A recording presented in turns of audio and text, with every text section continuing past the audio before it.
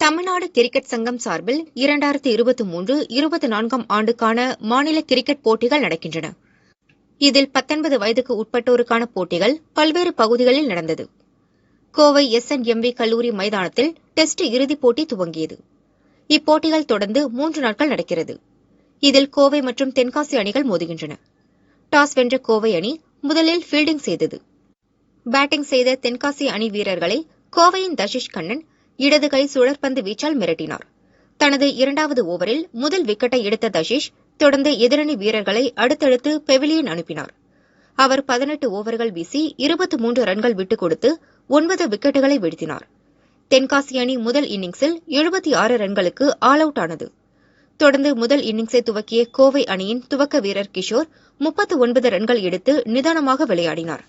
இப்போட்டியில் கோவை அணி 4 விக்கெட் இழப்புக்கு 115 ரன்கள் சேர்த்து முதல் நாள் முடிவில் 39 ரன்கள் முன்னிலையில் உள்ளது.